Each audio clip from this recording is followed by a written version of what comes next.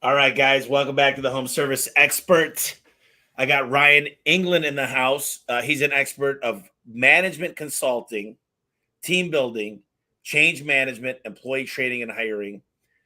He's the CEO of Core Matters, and that's 2010 to present. So he's the CEO of Core Matters, a company that helps home service companies attract and hire long-term employees using the Core Fit hiring process. The Core Fit hiring process system is designed around an easy-to-follow six-step structure that brings hiring in-house to save businesses both time and money. In June 2021, he released his book, How to Hire the Ones You Won't Want to Fire, The Art of Pulling Back Their Mask to Really Know the Person You're About to Hire. Ryan is also known for his podcast called the Blue Collar Culture Podcast, a show that highlights stories of success and shares secrets and winning the blue collar business. Ryan, it's a pleasure to have you today. Oh, I'm excited to be here. So you just got it done with a trip to Payson and got to unplug for a little while. That's always nice. Yeah, disconnect. I have to go to a place where there's no cell phone service, no Wi-Fi, nothing. You know, those aren't going to exist here in about 2 years, I don't think. But I That's like true. to get out on the lake. We do some deep sea fishing out of the right down the coast of Mexico and San Diego area. And when I don't have reception, I can just plow through books, man. And it's fun fishing. We play some cribbage, play some poker. It's a blast. Yeah. And it's always good to do that. It's kind of a good reset. I always tell the reason I give minimum of 2 weeks, a lot of people 4 weeks PTO, is because they come back refreshed and it seems like they're just re-energized. They get so much more done. Yeah. I was just telling someone earlier today, usually I go on these vacations and my brain just works on work stuff. And then I come back and have all these new ideas and all these things that I want to create and do. And it didn't happen this time. It did not happen this time. So I came back and just picked up where I left off and things are good. You know, I love the idea. You got to understand, this is crazy. I asked Gianni, who sets up my podcast, I said, look, I'm writing a book on recruiting and hiring culture. Everybody needs to win. I think recruiting, hiring, and training and retaining happen to be the most important thing in a business that's growing. And we just got done. I was telling you how quick we're growing. And I had a great podcast last week, or actually this week earlier, with Barbara Bruno. She's really good at recruiting. And she said, one piece of advice she said is, for my job recruiting, she said, the three candidates, usually I'll put three candidates when I'm hiring, and I'll put them in a 4-hour kind of stress test. They'll actually watch for an hour, and then I get them on the phone for 3 hours. And one out of the three people that I was going to hire that passed everything after 3 or 4 interviews done, she said they passed, that they were good to go. It was beautiful. Only 1/3 of them make it through this stress test. And our retention rate's through the roof. And that just lit a bulb to me. And I'm like, we don't run these stress tests. We don't run a lot of these tough scenarios and just put them in the right, really a stress test, anxiety. And it sounds like to me, and I'm hoping you're going to just break down this whole process, this whole 6 steps. I've got as much time as we need today. But tell us more about Core Matters, about you, about the amazing work you've done, and where have you gone? You've been doing this now for a little over 10 years. Well, let's just start from the beginning. Yeah. So in the beginning, I was a digital agency, websites, emails, ads for home service contractors. And in 2015, I just had a whole bunch of clients tell me, I can't take on any more leads, shut the marketing down. We can't do this anymore. And I remember talking to an HVAC contractor in July in Phoenix. And they're like, we don't need any leads. And I was like, your phone should be going off the hooks. They're like, yeah, but we can't get to these calls. We're booking 3 weeks out. I said, what's the problem there? We have 4 trucks sitting empty in the yard. We don't have techs. I said, well, recruiting's a marketing issue. I'm a marketing guy. Let's go get you some techs. And they're like, you can do that? And 3 weeks later, they call me back. They're like, turn all the leads back on. We got 4 trucks filled. We got 2 more trucks on order. I don't know what you did, but we got techs now. And I was like, well, that's kind of fun. So I started calling my other clients and telling them the same thing and started doing it for other clients. And I was like, this is fun.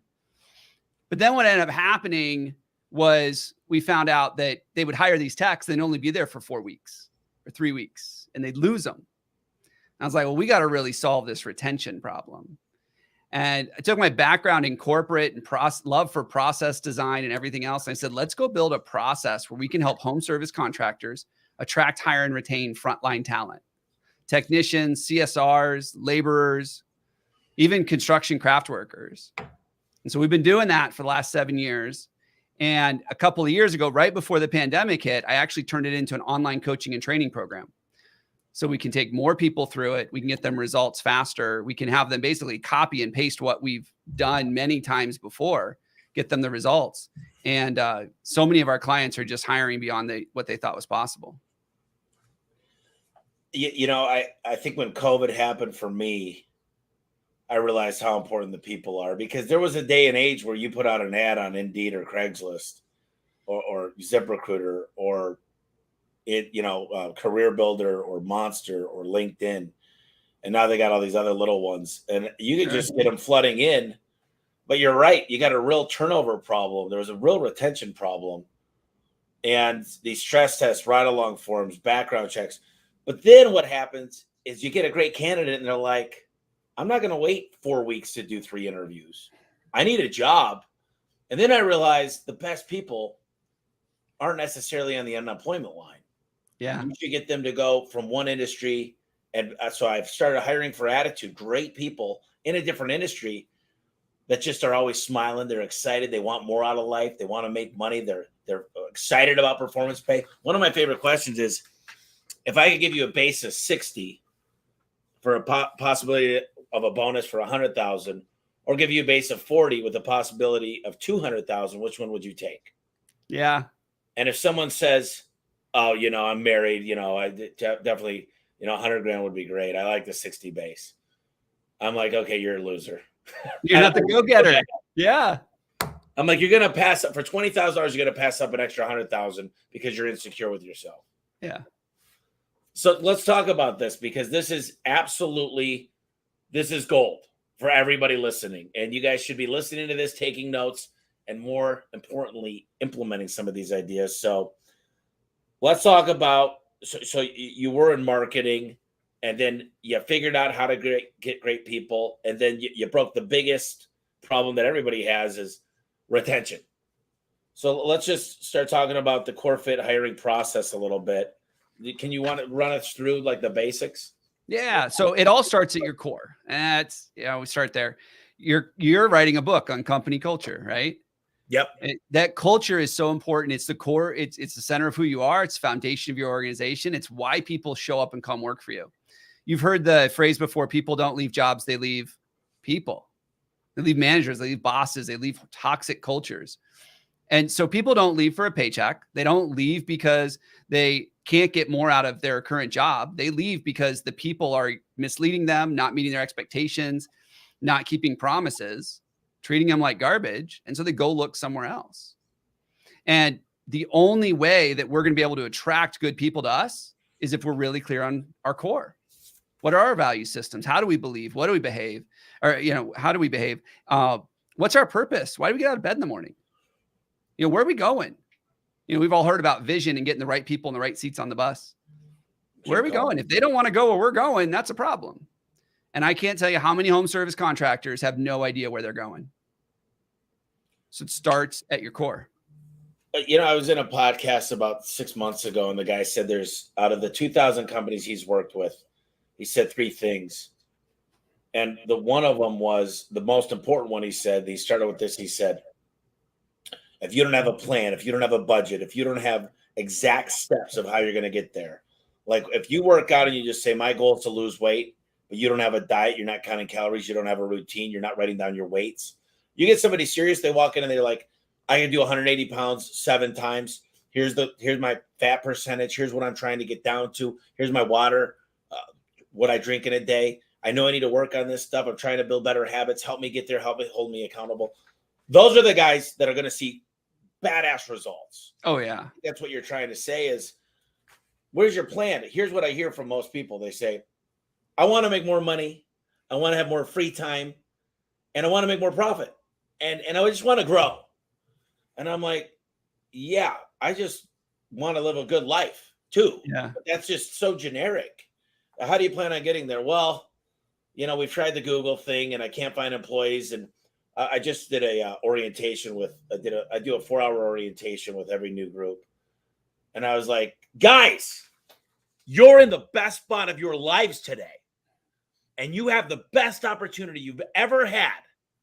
This is going to be the best experience ever. But if you start saying, that guy got lucky, I'll start tomorrow. It's easy for you to say, it's easy in that market. The dispatchers don't like me. If you've got excuses and you're a victim to what you're going to be, this is not the right position for you. If any of you guys get in a car accident, guess whose fault it is? It's mine. Because I didn't train you enough. I didn't do the DMV checks properly. I left you guys to go out there and learn it on your own. And I said, so once you learn to take complete accountability for your actions, is when you succeed. I had Darius Livers yesterday say to me, every time the wife's not there, every time the guy's got to go check what's in the bank and he'll call you back tomorrow, every time the guy says he needs to think about it and talk to the HOA, if you don't take complete ownership that you didn't close that job and you could have done something better, then you're failing yourself. Because if you just get 0.25% better every time you get one of those, you'll literally triple your production level every year. Yeah. That's where it starts, I think. And, how does somebody go about figuring out their core values? I mean, it's like figuring out your why, like Simon Sinek. What's the starting point? Yeah. So one of the things we tell people all the time is don't go out there and survey your team. You probably didn't make the right hires anyways. Like, really think deep. Why did you do what you do? Why did you show up and get into this line of work every single day? I tell people all the time, there are a lot easier ways to make money that are a lot less stressful, that will let you sleep better at night in the United States than to go start a home service contracting business. Yeah. So why did you pick this? And I joke, like, there's two ways that people get into this business. One, they decided not to go to college and everybody told them, well, you're a loser, you're a dropout, go work with your hands, right? That's one way. Or the other way is mom and dad said, you're going into the family business. And both of those, I think the big mistake we make here, especially in the trades, is we don't realize that these are some of the hardest working people in the country. And if they just had a little bit of direction, they could figure it out. And so one of the things we do is we down, what's your direction? What's your true north? Where are you going? Why do you wake up every single morning and do this? And it's amazing the stories we hear about, I grew up in a family that didn't have a lot. And so we want to serve the underserved right now, people that don't have a lot. And that's who we want to serve. And that's our target market. And that's why we get up every day and do what we do. It has nothing to do with garage doors or HVAC or plumbing or any of that stuff. It's, I want to serve people. And when they get really clear on that, then we can start saying, okay, now what is your belief system behind that? And that's where we find your values. And some people, I'll tell you, the day I got in the garage doors, an opportunity was presented to me. I thought it was a great opportunity. I never knew when I was on stage that I was going to be like, the garage door is the smile of your home. I'm absolutely in love. Garage door has changed my life. And I don't necessarily know if it's the widget of the garage door, but it's the opportunity to be able to change people's lives. My goal is to make 1 million millionaires, 1,000 millionaires. 1 million millionaires would be great too, but I don't think that's plausible here in the next decade. But I hear this thing all the time. There's no good people out there. If you want it done right, you got to do it yourself. And there's these owners that are just professional firefighters, man. These guys are the chief firefighters. They know how to fix everything. They're everything to everybody. You need inventory. Let me make a phone call. Let me call that client up. Let me deal with the vendor. You need this. And what do you say to somebody that says there's no good people? There's a shortage of great people out there, because that's what I hear every day. Well, if you want to attract good people, you have to become attractive to good people. That simple. If the people that are coming up and showing up aren't good, and you think they're not good people, maybe you need to look in the mirror and say, hey, it's time for a haircut. Maybe I should shave, get some decent clothes. I talk about like dating profile. If people get online and they look up your company and they look up your social media and you look like an axe murderer, maybe it's time to change your profile pic. Yeah, that's a good point. I haven't been on dating sites in a long time, but they had that what is that, Swiper? I have no idea. I've been with my wife for 26 years. They didn't have dating sites back then. Yeah, you got to put it out there. And one of the things I see, this is the old school way of doing it, is look, go on Indeed right now. Go on any HVAC, search roofing, search garage doors. Must be only app. Like it's got all these things: background check, drug test, mandatory. Must be willing to work weekends, and it's all black and white. There's no videos, and it's like good company. But what I want to read is, we're going to work on changing your credit score and getting you into a house. We're going to really build a family here with you. We're doing things that are fun every day. We're building but it can't be that cliche bullshit. Like, we're not in a fairy tale land either. So I think there's got to be some truth and just see what some of our guys are saying. Come to a ride along, come meet some of the staff. We'd love to have you. We'd love to take you to lunch. And here's what I found. Now the gal that I talked to that does a ton of recruiting said 45%. I think it's more about 60. The best employees come from employee referrals. Your A players attracting and getting other A players. Yep. Is that part of the it's part of our process. It's actually under the automate section of our process is employee referral programs. So it's 70% of people that are currently employed are looking for work. Yep. 70%, which means if you've got 10 people working for you, 7 of them are open to looking for another opportunity. So if you want to solve your hiring problem, focus on those and keep them. But 70% are out there passively looking for work. The truth is, looking for a job is one of life's most stressful events. It's on that same list as divorce, death of a loved one, health diagnosis. It's on that same list, looking for work. Think about it. If you have to take care of your family and you financially provide for them, and you're jumping out of the frying pan into the fryer, you have no idea what you're getting into. So the more that we as employers can say, hey, you know what? They're going through a tough time right now. They're going home upset every day. Their stomachs in knots every morning because they got to go work for this Yahoo. And now I'm going to sit here and I got to take care of them. I got to make sure that they know that I'm here for them. I'm going to be different. You talk about all that black and white stuff that's on the job boards. Only 3 to 5% of people are on the job boards. And who are they? They're unemployed or they're looking for a career shift. And if you don't have a solid training program, mentoring program, you can't take care of those people. You're going to be getting the unemployed. And when you got 3.6% unemployment, it's not a good thing. You're not going to find very great people. You get lucky every now and then, a guy moving and but our training program, I'm obsessed. I said, guys, you know what I said? I said, Ryan, listen, I'm going to send you the perfect freaking video, man. I'm going to show you how to hit a drive 300 yards. You keep your left arm straight. You crack your wrists at the back. Your knees are bent. Eyes on the ball. You better be able to watch that video and hit it 300 yards. No, that's impossible. No, it works. I see you at a driving range and work with you for months. And the thing is, all of a sudden we say, listen, I'm going to show you how I do it for a couple weeks, and you better be able to drive that ball straight 300 yards. But imagine if we worked with them. We watched them do it over and over to where it's just part of their DNA. It's a habit now. They're so good they can do it with their eyes closed. You've reinforced it. You've role-played it. You got good. You gave them the fundamentals. You gave them a system that they follow every single time to get an expected result. And you trained on that. You went through scenario training. You recorded it for them. They got to watch themselves. They circled little issues, their stance, their tonality, their body language. 96% is everything else other than the words we use. 4% is the words which are important. And that's what we do here. We look for winners with winning attitudes. And I just think it's funny because you go, what the hell's wrong with these people? Don't they get that? And you got to think about when you started, that you didn't know a lot of these things. You've got all this experience, and sometimes we forget. We say it makes common sense. Don't loosen that bolt. It's a red bolt. You could die if you loosen that. It's dangerous. That means there's tension. They never knew that. I listen to you talk about that, and I hear people saying, well, but Tommy, I'm going to pour all this into them, and I'm going to train them, and I'm going to teach them how to be awesome techs, and then they're going to go leave me for $1 more an hour. Really, that's the mindset that's out there.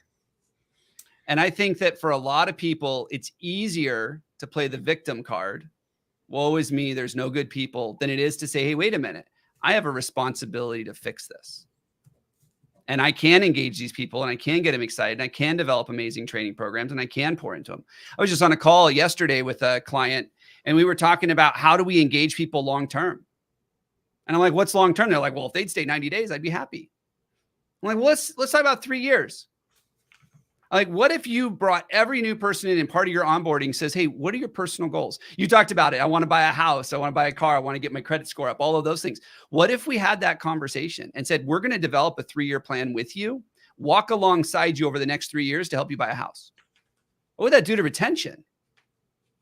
You know, you got them for at least 3 years because nobody else is going to do that for them. They're not going to leave for $1 more an hour and the prospect of not being able to buy a house because someone's not taking care of them and pouring into them.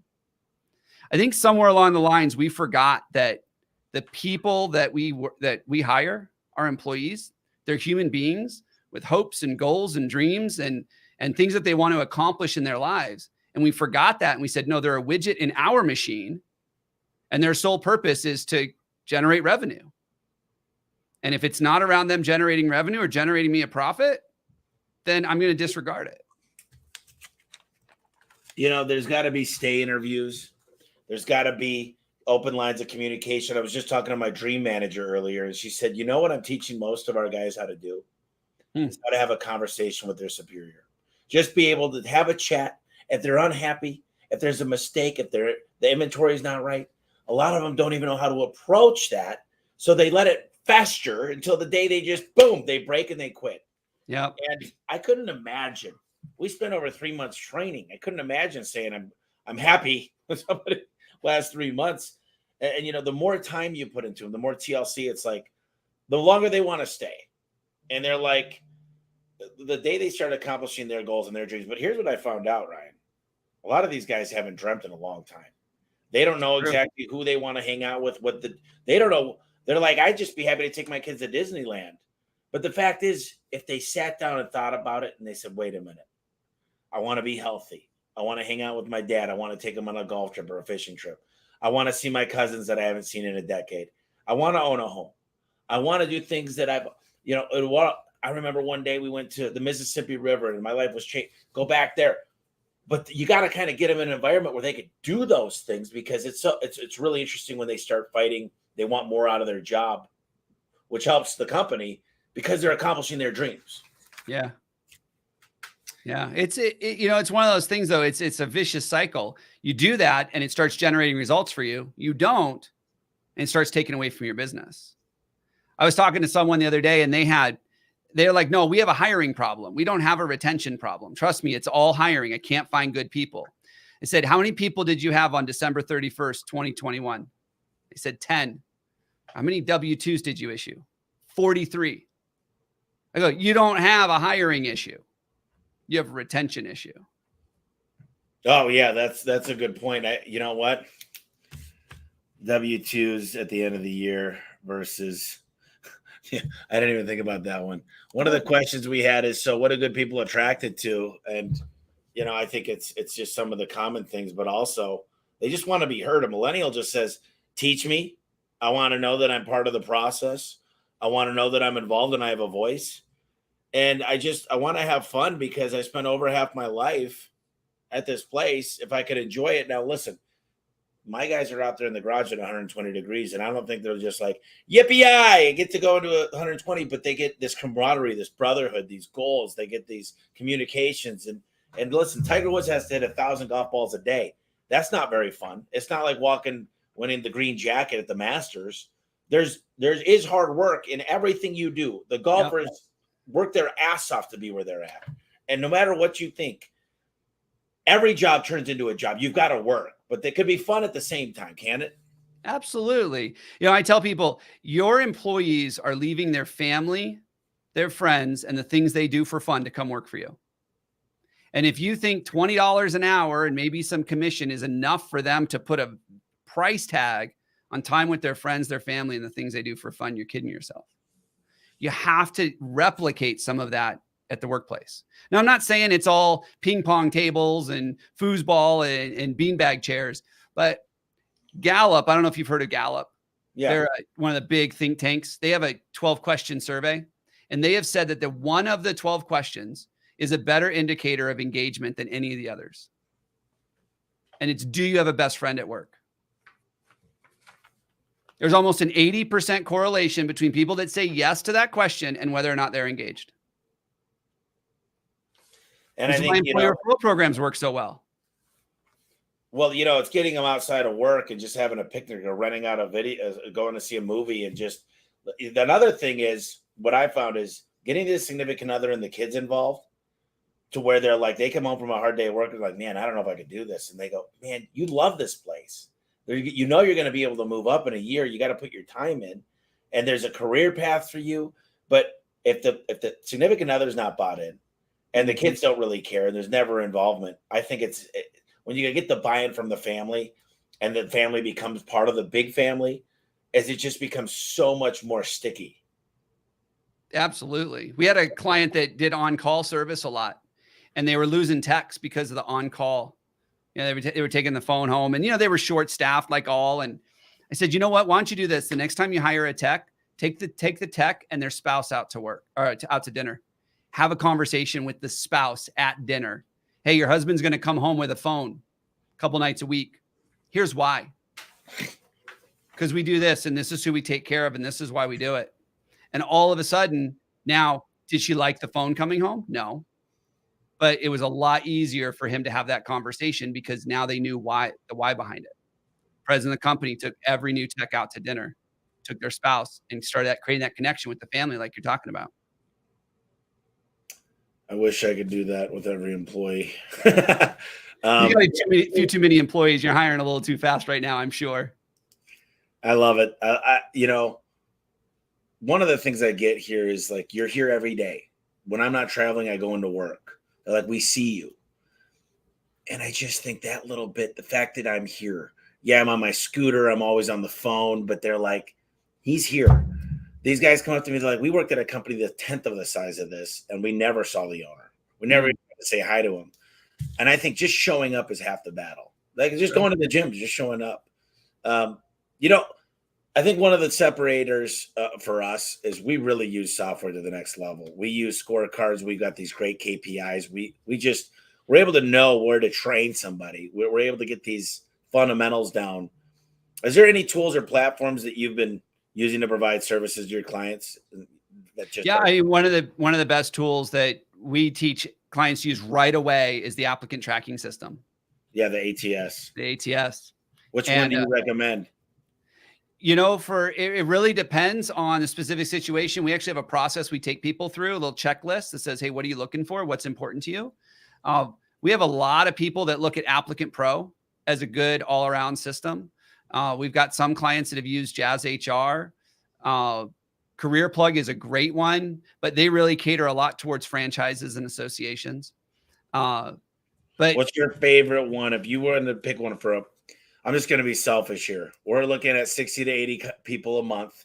We use a lot of text messaging to communicate. We do a lot of social media. We do a lot of big hiring events, and we also do a lot of, Indeed sponsored stuff too. And if you wanted to be all out, the biggest, best, and money wasn't an issue, exactly what I'm looking for right now. Which one would you go with? I will tell you that there isn't one that's the best, but I will tell you, if you do a lot of text messaging, WorkStream is the best out there. They do text messaging unlike any other. WorkStream, we built our own through like Monday. Sure. Jody, Rapid Hire does a lot. So it's like we had to build some stuff, but we're looking at a few. But the problem is we use Paylocity, and everybody wants a one-stop shop that just filters right through from an API. And unfortunately, you can't get one that's a lead nurture. It does lead nurturing. It does communication onboarding, and it goes right into payroll. Like I just wish, but there's just not. There's not this out of the box. And people are all like, well, and I'm like, listen, I think this part that separates us is we're willing to invest in 3 to get the best of every world. Yeah. And as long as we can connect them from an API or a Zapier, then we're winning. Yeah. I got some questions. A lot of them don't do APIs. So that's why I say it really depends. If you need API, different one. Yeah. What's the next question?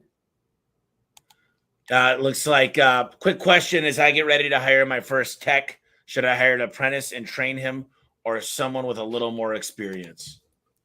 Oh, Tommy, I'm sure you have an opinion on that one, as do I. Well, it just depends. I don't love installing doors. I think an installer I love with experience, but if I'm going to train somebody, I'm going to use this first one to build a manual. And as I make mistakes, and one of the things that I'd love to do, my apprentice program is everything. But when you're really small, the thing is you can't afford to pay people very good. I would have never been better if I didn't hire somebody better in my industry than me. So there's a lot of advantages of getting experienced people in the beginning but the problem is once you get 10 of these guys and you go ride with them, they all do 10 different ways. Yeah. Therefore, if you're doing ride alongs, one guy's training this way, that was the hardest thing to untangle. So, I'd love to hear your answer on this. I would say, you know what? To me, the most important thing is trust. This person is going to be representing the company as though they're you. Because I'm guessing the plan is to put them in their own truck eventually, if not right away. So they're going to be representing the company as you. You've got to be able to trust them. And I'm not just talking about trust them with the money side of the business, but you got to trust they're going to do it your way. You got to trust they're going to show up on time. You got to trust they're going to take care of the customer. I would put all of your effort focused on behavior. That person is going to show up, excited, smile every single day, take care of your customer. And odds are that person is going to have someone that's going to be a little less experienced. And then you can train them to do it your way. The hardest part of training an experienced guy, I had a guy walk up to me, and this guy is like bold. He's like high DI. And he walks up and he goes, "Hey, Tommy," because my name's Eric. He goes, "Explain to me your whole sales process. I've been doing this 14 years. Why is your way better?" And I go, "Do me a favor, Eric. I'm going to tell you a few stories here. Let's sit down for a minute." But I said, "Here's the deal.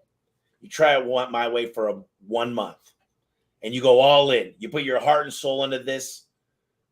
And if your way's better, I'll start trying your way." But I said, this is the way I designed, and it works every time. And there's a whole science behind it. Robert Cialdini wrote the book Influence. It has a lot to do with sales mastery. It has a lot to do with getting the job started, these different things. I said, you might not love it, but people can't swallow a big pill at once. When I get my car fixed, if they give me every single thing it needs, but if they say, "Hey, let's start on your brakes. We noticed you need calipers. By the way," they come back for a third time. They say the muffler also has a few issues. I can handle those in increments. Yeah. But if you go all out and say, "Hey, listen, you need to do these 8 things," I'm like, let me get a second bid and let me save up for that. And so we went through this process, and he actually, he's a genius. He helped me a lot too.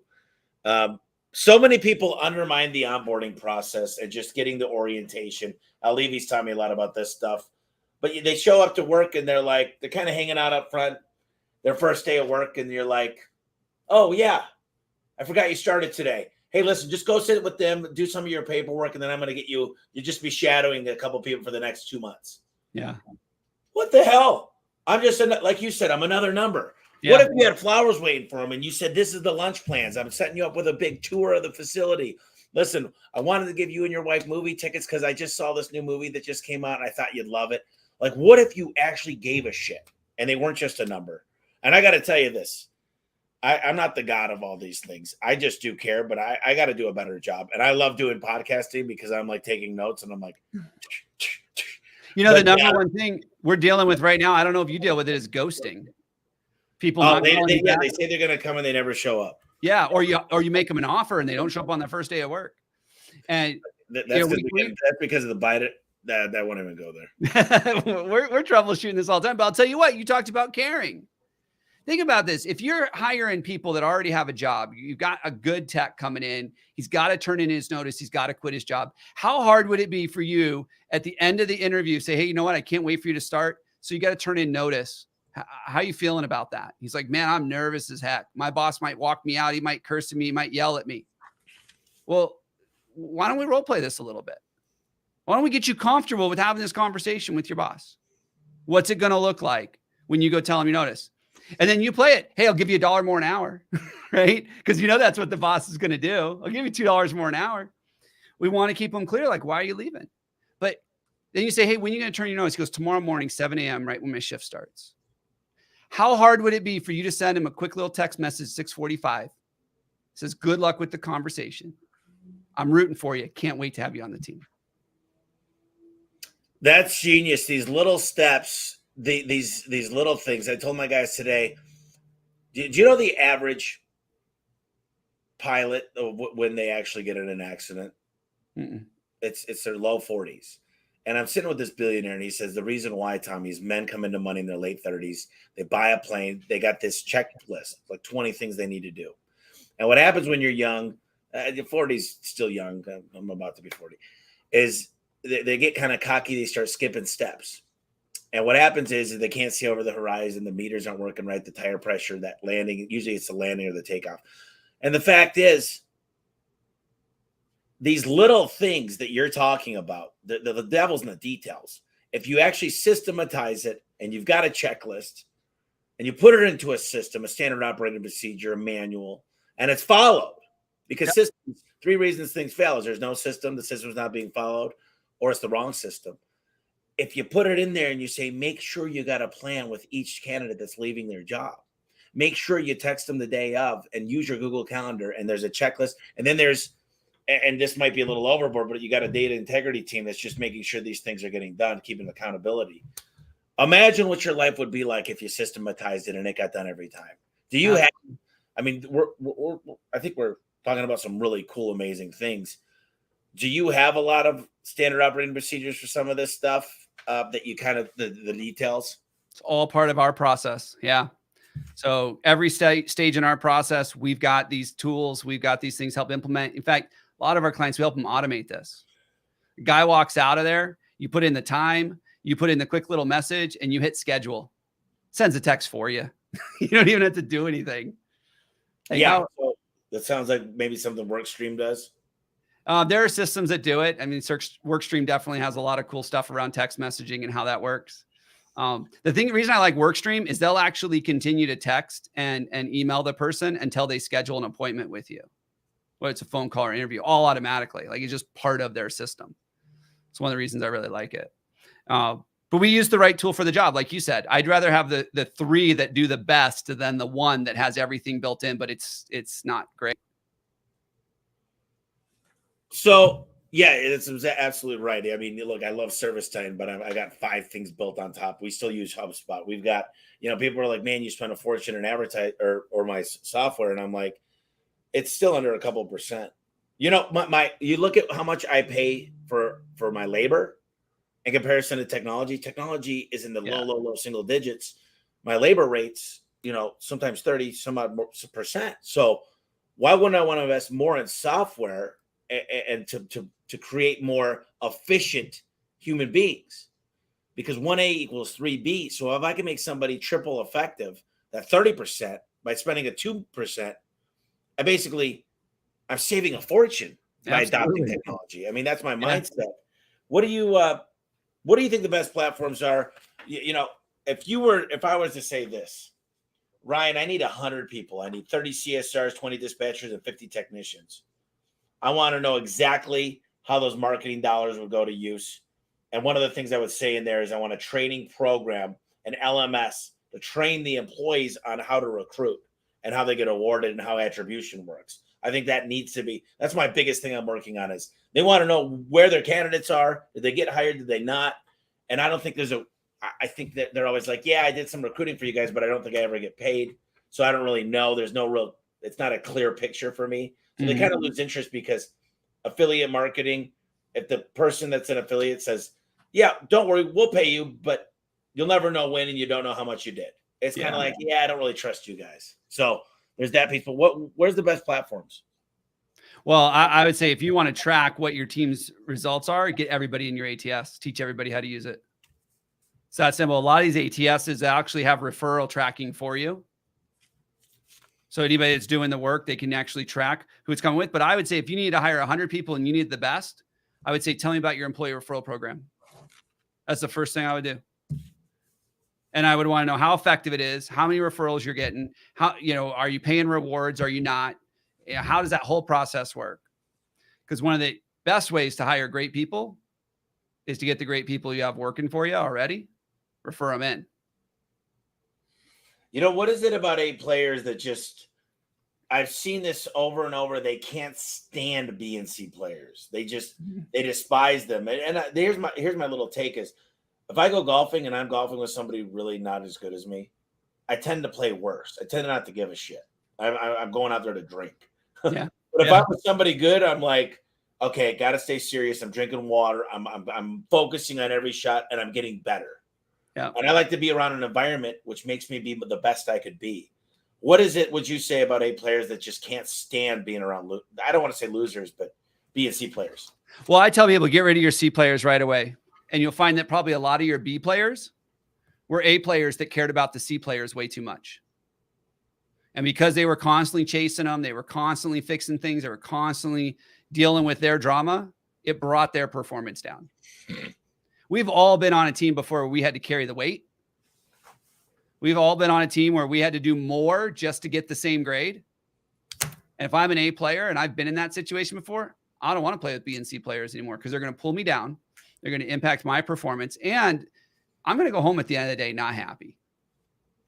And that's one of the worst things we can do to our people is put them in a situation where they go home at the end of the day not happy. They yell at their wife. They yell at their kids. They're just, leave me alone. Go home and have a beer because they just had such a rough day because nobody at the office cared about them.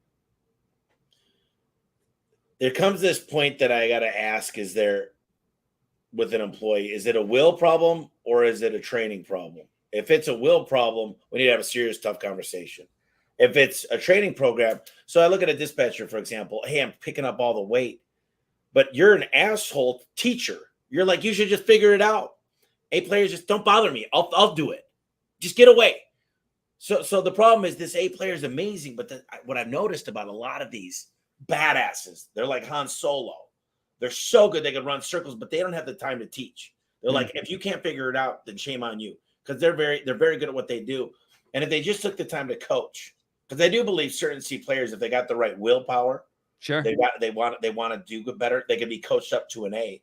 And these A players, they're very good close to the owner, and they're the right hand, but all of a sudden they're like, this person just doesn't get it. And I'm like, so a lot of times you're like, well, sometimes we need to hand feed them. They're really smart. They're willing to try, but they're not at your level yet.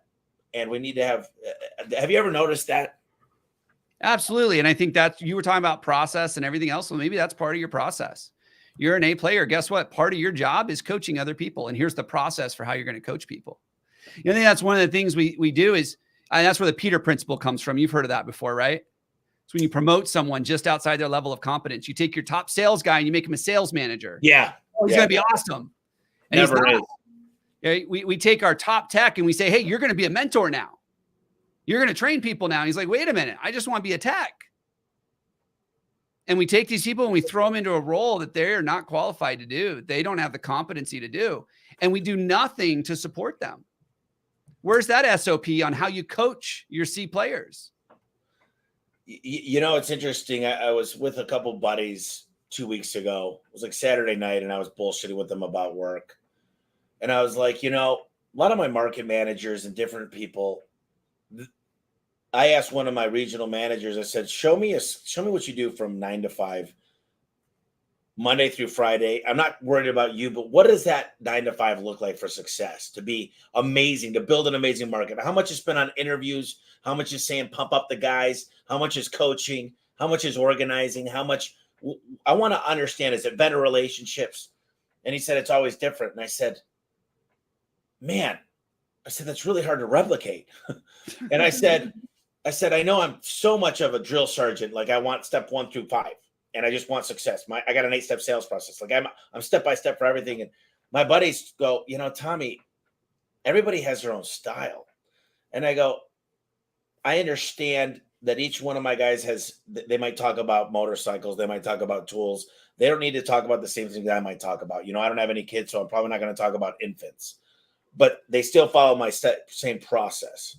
And I said, not every interview is exactly, that should be the same questions, but it doesn't always go the same exact. Oh, really? Tell me about that camping trip. You might go down a different alley with it. But I said, to just say, listen, I've got 8 managers that are nothing alike. They got their own styles. It's like it's like Barry Sanders and Wayne Gretzky. They're playing a different game. I'm like, that's not very conducive. I said, we need to give them a path of success because they want to know.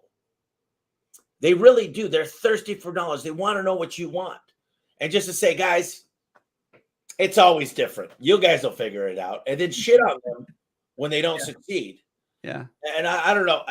I think they had a great point that everybody's their own person, and give them some creativity. Let them have fun with their job. Give them some ability, but really put them down some guidelines. What are your thoughts on that? Absolutely. I mean, I agree with you 100%.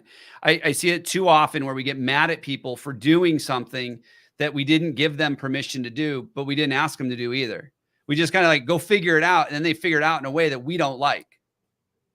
They went and did it in a way we don't like. We use behavioral assessments. I mean, you've talked about DISC already, D&I and all that. We use behavioral assessments in all the hiring that we do. We recommend everybody use that plus integrity assessments. Those are two of the big profilers that we use. And there is a certain type of behavior, a certain type of personality that aligns to every single role in your organization. The managers that might be a high C. They're all similar. The high C's, you want them in, and they actually enjoy, data tables. They enjoy banking. And then I'm like, you have to pull my arm to freaking look at some stuff. And that, like, you talk about inventory, and I'm like, ugh. I'm like, I don't care. Just make sure it's on.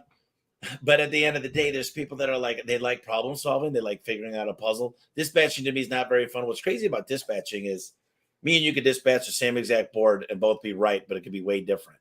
Mm-hmm. And the hard part about that is you got to systematize it, but you need to understand what your fundamental KPIs are. Are you going for windshield time? Are you going to try to get the best technician to the best job and lose a little bit of windshield time?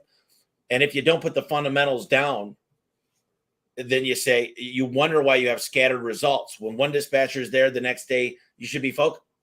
What's interesting is look at dispatcher per average ticket and see if there's any high correlations in the facts that they do it. But somebody's like, I can't even get my people to show up to work.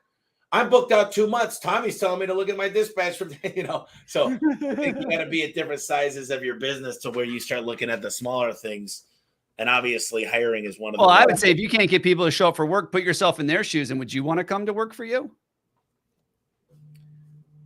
Yeah. And I would say this, if you're hiring people that need to make $40,000 a year to live, and that's their goal in life, and you see how they dress, you see what they drive, you see how they take care of themselves and their vehicles and whatever else, you start to get an idea of that person's max capacity.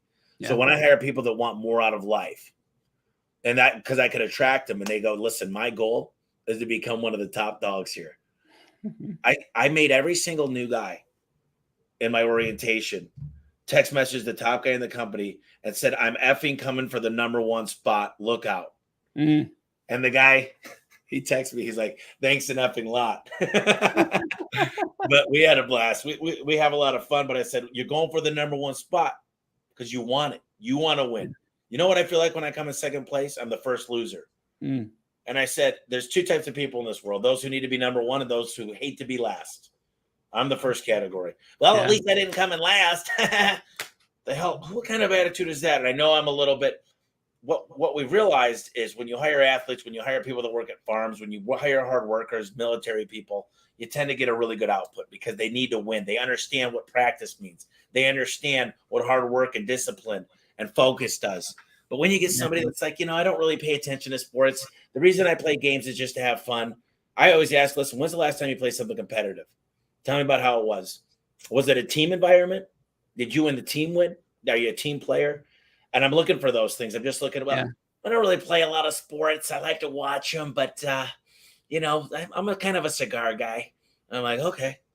But you know what the problem with that is, though, and I agree with everything you're saying, but I will tell you, I would say the majority of people in this space, they don't give them a scorecard or a scoreboard. So these people don't know how to win. You got to teach them the manuals to show you. This is what I say. The manual's how to play the game. The scoreboard is the KPIs. Yeah. And you know what? I gave all my old guys a scorecard that are installation. And I'd say 1/3 of them quit. They said, you're trying to micromanage me. Now you're scoring me. And I said, listen, we're just looking at what the average is, the mean amongst the peers. And we think that should be the level of expectation just in the middle. And if you're not, we're just asking you to buy in because we feel like if your peers could do it, and I'm not just putting a number on you, but we want people that know how to win. Yeah. And then one of the things I used to do is I used to call two people up that weren't hitting their goals and say, listen, guys, let's not pick on these people. Let's find out what's going on and find out what we can do to help them. But man, I realized that people started dreading the meetings because they go, I don't even want to show up today because Tommy's going to call me up there and ask what's wrong and why am I doing good.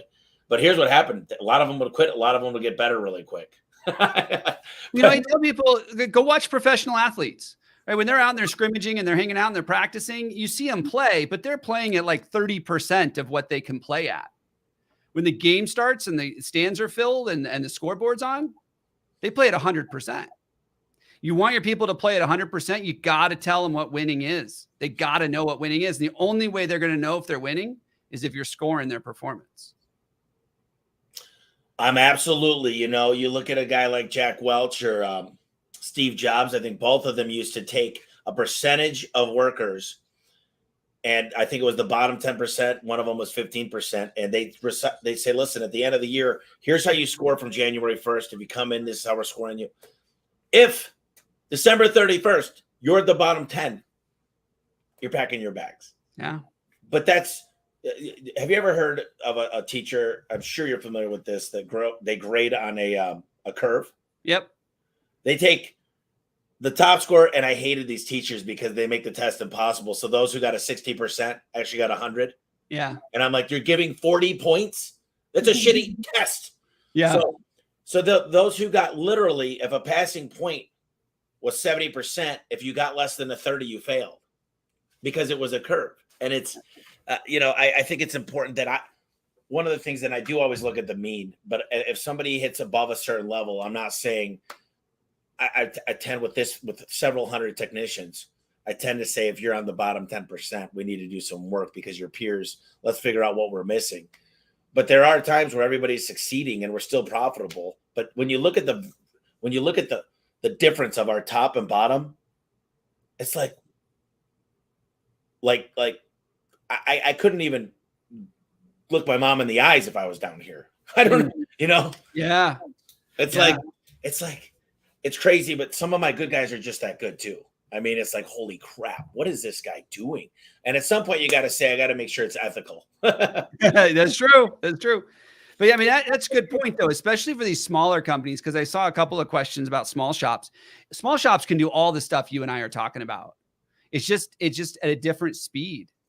Like you're talking about, you're going to hire 100 guys, this year? No, this month. This month, you're going to hire 100 guys. Well, the deal is if you hire 50 technicians, you need 10 dispatchers, you need 20 CSRs. You also need trainers. You need virtual product specialists. You need all the infrastructure to hire those. So I don't like to be at a 1-to-1. I like to be at a 2-to-1 ratio. So if you needed 50, you get 25 people to help out. But that's not always the case, especially when you're growing. I'm not going to hire 100 guys this month, but I'll tell you this, there's 42 guys upstairs. We hired the infrastructure this month, so maybe it was 65. And maybe next month we hire 50, maybe it's 90. And I got to talk. I love looking at the board and seeing who there is. And we're always going to have a little fallout right when it comes. Because I'm like, do not send these guys to Phoenix unless they're badasses. Yeah. I put them in their own market. And I'm like, you're part of the SEAL. You're part of the Navy. You go to Phoenix, you're Navy SEALs. We're going to put you through SEAL Team 6 training. And when you walk out, you're a badass. Yeah. The best of the best. When I gave you your certificate at A1 Grosvenor Service, you could walk into any home service country in the world. That's what this certificate means. This is not paper. This is the best of the best. This is the highest honor in the home service industry. And you guys deserve it. Look at each other right now and smile and say, I made it. I'm a badass. And that's what I love to do. That's awesome. That's awesome. Yeah, what I was going to say, though, is that for these small shops, they can do the exact same things we're talking about. They just do it at a smaller scale. Maybe they don't do it as fast. We work with a lot of small contractors. You got to get started somewhere. I mean, listen. Absolutely. Nail it and scale it. That's the rule. Nail it and scale it. You wrote a book, How to Hire the Ones You Won't Want to Fire, the art of pulling back their mask to really know the person you're about to hire and why. So my question is, why did you decide to write it? And what are some of the key highlights that I could take away for the listeners in the book? I wrote the book. It's a short book. It's an easy read because I think the number one place that employers are failing themselves, these owners are failing themselves, they don't interview well. They think an interview is hey, the guy shows up, he can fog a mirror, he says he's got tools, I'm going to hire him. And there really needs to be some support there. And so that's what we wrote the book about. So the book is all about interviewing. That's all it is. We're not talking about how to get guys. We're not talking about how to get applications. We're not talking about onboard. It's just interviewing. And how do you get someone to show up authentically? Because these people that are job hopping, they know how to answer your questions. Everybody knows how to answer. Where do you want to be in 5 years? What do you think you're good at? Tell me about your experience. They know what you want to hear. So how do you get them to show up authentically? How do you ask the right questions? How do you build a process around interviewing? I get this a lot. People tell me, oh, I need guys to go up on ladders. Probably not in your space, but I need guys to go up on ladders. And they tell me they're not scared of heights. And the first time I sent them out with a ladder, they're scared of heights. So we had a roofing company we work with. And we said, start doing the interview on the roof. Give them the ladder, have them carry the ladder around back, climb up, do the interview. You don't even need to ask if they're scared of heights now. Just make sure you got good workman's comp and great insurance. But I don't get into the compliance stuff. I just give them ideas and then they execute. No, that's awesome. Yeah, get them out of their comfort zone. There's no better spot to get them than have a stress test. That's what I'm learning. And I'm telling you guys what, implementing these things, getting to know the wife, getting to know the kids, but you got to fall in love. Listen, I think sometimes we say, listen, this guy will do. This guy will do for now. This CRM will do. This will get us by. Like you said, if it could fog a mirror, I'll take you. Yeah. But now you just say this. There's one of two things. Donald Trump said this, and I don't care if it's someone else. I know some people hate him. Some people love him. But he said the worst employee is a good employee. Bad employees get fired. Great employees take you to new places you've never been. Yeah. But good employees, they're there. They're just kind of, they don't bring attention, but they don't do well. They don't get written up, but they don't get promoted. Yeah. And the worst employee is a good employee. So your goal is to get the good employees great or get them gone. And the bad employees, get them out quickly, because a bad fruit ruins other fruit. Bad apple ruins other apples. So get those out quickly. So your dad used to work 12-hour work weeks. 12-hour days. Yeah. And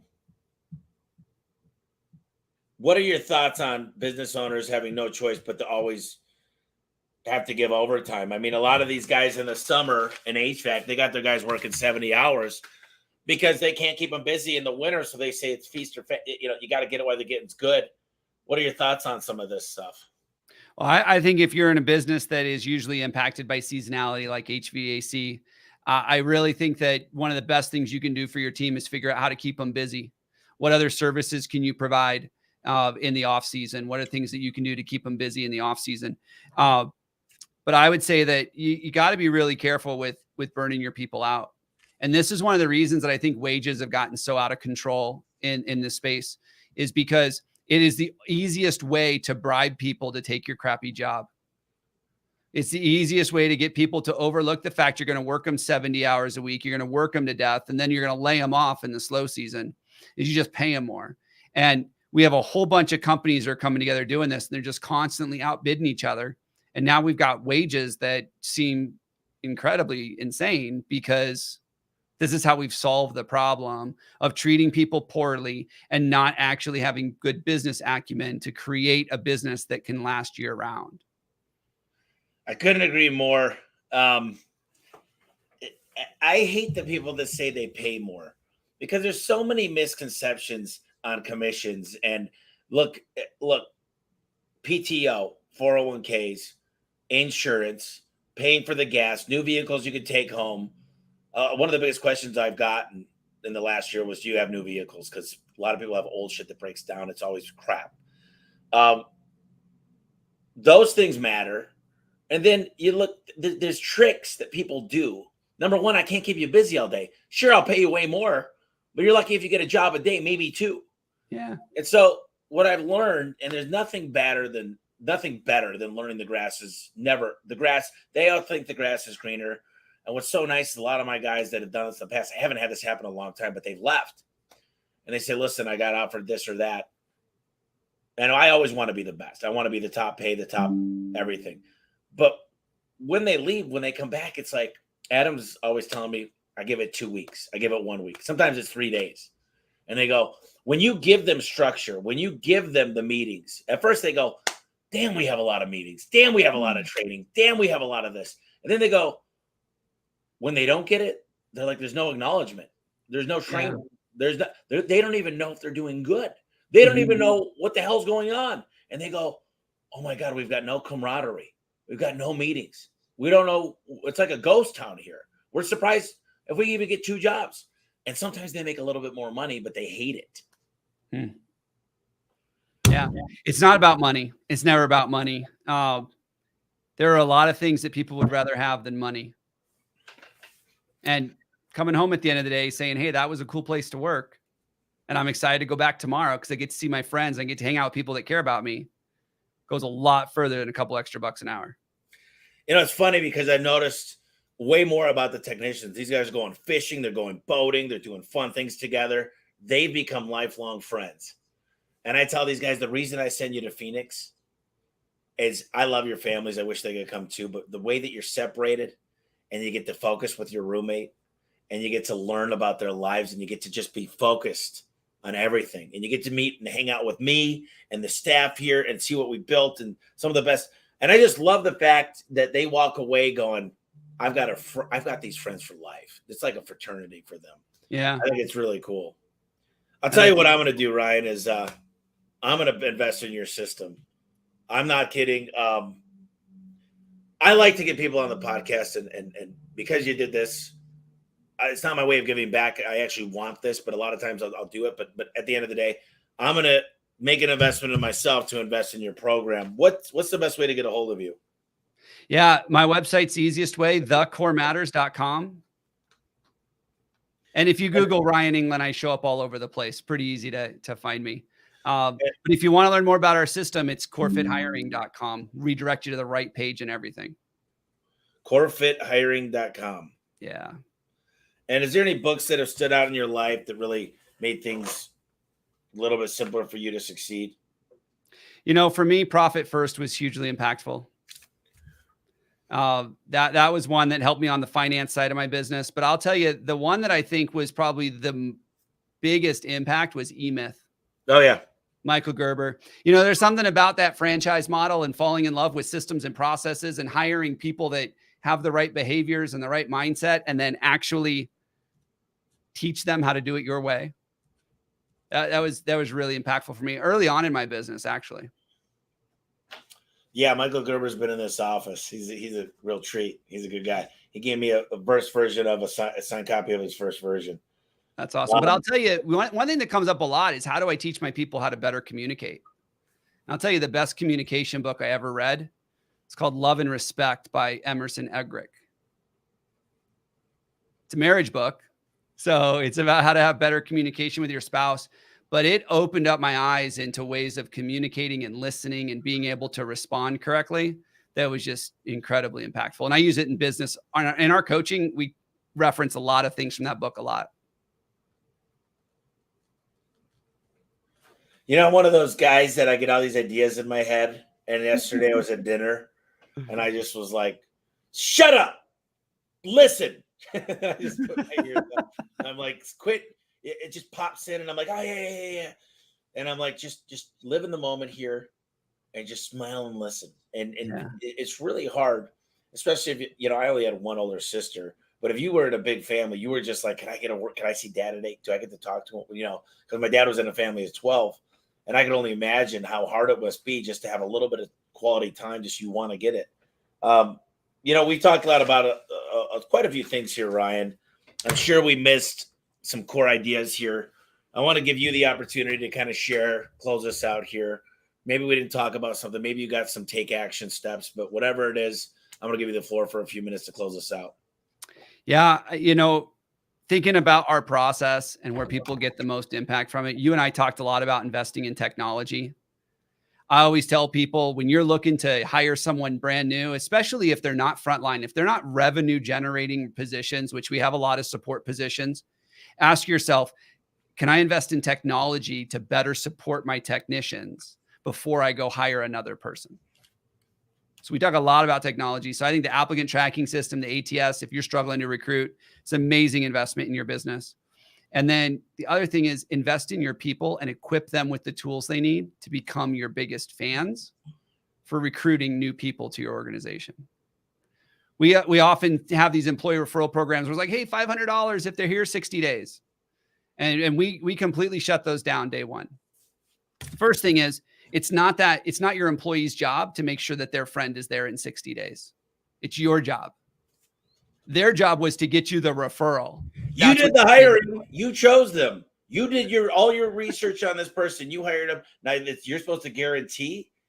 Yeah. And, what about the people that pay an extra $1,000 for every year they stay on? Because they think they're going to call them on month 11 and walk them off the bridge. Yeah, it's crazy. It's like, hey, by the way, I'll buy pizza if you stay an extra year. Like, it's silly. So stop paying them to keep people there. If you're going to pay them for the referral, pay them for the referral. But beyond that, realize that it's never about money for your employees. So if you've got an employee referral program, find something that's greater to them than the extra dollars. We've got companies that are doing all sorts of things, from vacation packages with their family, movie tickets, things like extra paid time off, all sorts of things, all sorts of different ways to get your people excited about referring for you. And then if you're going to ask them to do it, equip them with what to say, how to have the conversation, let them know you're hiring. I can't tell you how many times we've talked to employees. I was like, hey, you know that they need to hire 12 people? They're like, I had no idea.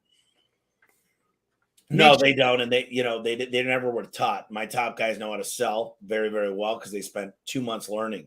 Teach them how to recruit. You might want to spend a whole week and pay them good to do it. And guess what'll happen? They'll make what would happen, Ryan? This is a question I ask a lot, especially on an orientation. What would happen if every single employee hired one person per month? You would double every single month. You'd be 12 times bigger at the end of the year. You'd have other problems to deal with, but those can be overcome. It would be astronomically great for the company. I mean, it would be a little bit. The hard part is you got to teach them how to get self-generated leads too. So if you teach them how to recruit and get self-generated leads, all of a sudden you got to freaking. I love this shit. Oh, so much fun. Listen, man, I had a great time. I absolutely am in love with my podcast. I get so much. It's not even fair. I had a guy talk to me, Jeff Sanford. He goes, if you listen to episode 1 through 50, that'll bring you to 10 to 12 million. Listen to episode 50 to 100, that'll bring you to 20 million. Then it just goes. And I'm like, it's true, because these questions I'm asking, but I've gone through COVID, things change over time. But it's so cool because I'm asking these questions. And I think a lot of the people out there, I'm still in the fight. I'm not a consultant. I'm still out here figuring things out with you guys. But what I love the most about it is we get to win together. We get great guys like Ryan on here. We get to adopt some of his systems. And there's so much information. It's hard to take it all in. So you cannot be working in your business. You got to be working on it, listening to the podcast, and implementation. So killer work, my man. I really appreciate you doing this today. No, I've had a great time. Really enjoyed it. I've learned a ton too. Thanks, Tommy. This has been great. Stay on here for a moment if you don't mind. Will do.